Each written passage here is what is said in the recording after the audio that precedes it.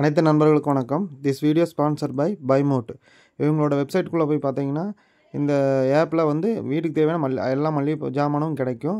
விலை கம்மியாக நல்ல தரமாக கிடைக்கும். இவங்களோட வெப்சைட் லிங்க் வந்து என்னோட டிஸ்கிரிப்ஷன் கொடுக்குறேன். மறக்காமல் ஒன் டைம் நினச்சி பர்ச்சேஸ் பண்ணி பாருங்கள். வாங்க வீடியோக்குள்ளே போகலாம். இப்போ நம்ம வந்து என்ன பார்க்க போகிறோம்னா, நம்ம வந்து பாய்லர் இண்டஸ்ட்ரியலுக்கு யூஸ் பண்ணிகிட்ருக்க பாய்லரில் மொபரி யூனிட்டை பற்றி நம்ம பேச போகிறோம்.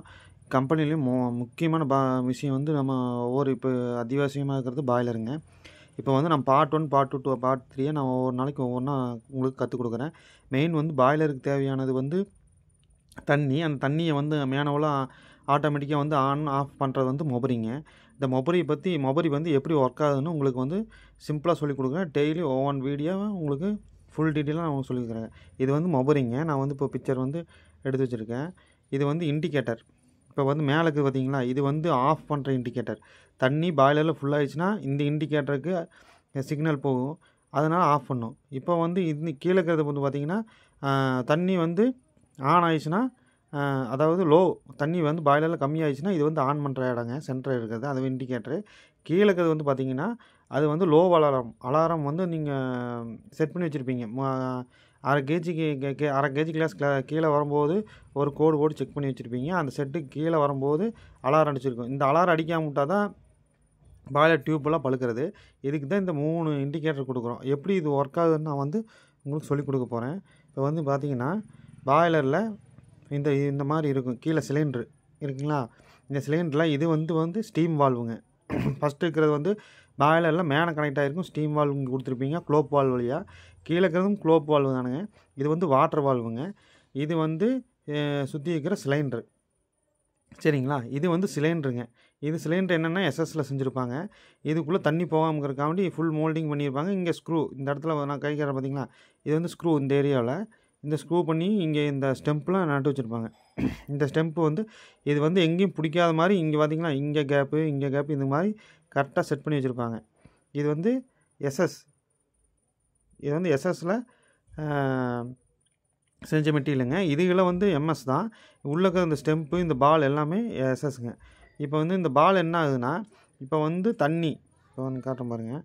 நீங்கள் உங்களுக்கு ஒவ்வொரு நாளைக்கு கரெக்டாக சொல்கிறேன். இங்கே கீழே இருக்கிறது பார்த்திங்கன்னா இந்த ப்ளோடன் கனெக்ஷன் போட்டிருக்காங்களா, இது வந்து இங்கே உள்ள இருக்கிற ஸ்லட்ஜோ ஏதோ ஒன்று வெளியே எடுக்கிறதுக்கு, இந்த டஸ்ட்டுகளை வெளியே எடுக்கிறதுக்கு தான் இந்த வால்வை யூஸ் பண்ணுறோம், ப்ளோடன் வால்வு.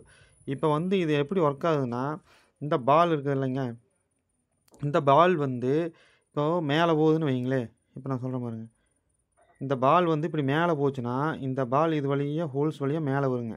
இந்த மேலே வரும்போது இப்படி மேலே போகும்போது என்ன ஆகுன்னா, இங்கே ஒரு மேக்னெட் இருக்கும்.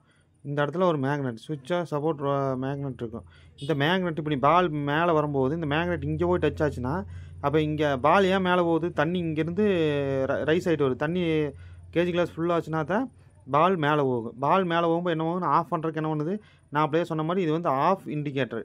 இந்த மேக்னெட்டுக்கு வந்து இங்கே டச் ஆகும்போது இந்த சுவிட்சு வந்து ஆஃப் பண்ணி விட்ரும். பம்பு போதும், பாய்லருக்கு தண்ணி ஃபுல்லாகிடுச்சு போதும்னு சொல்லும்.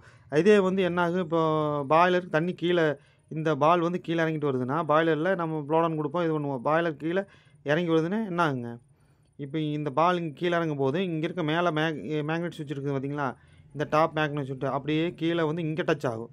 இங்கே டச் ஆகும்போது என்ன ஆகுன்னா, பம்பை ஆன் பண்ணி விட்ரும். பம்ப் ஆன் பண்ணும்போது என்ன ஆகும், பழைய மாதிரியே இப்போது மேலே போயிட்டுருக்கும்.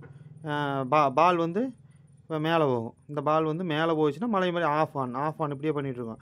இல்லைங்க ஃபீடு பம்புலையோ ஏதோ வேறு கரண்ட் வர்றது பிரச்சனையோ ஏதோ இருந்துச்சுன்னா என்ன ஆகுங்க, இது ரெண்டும் ஒர்க் ஆக விட்டுச்சுன்னா கீழே வரும்.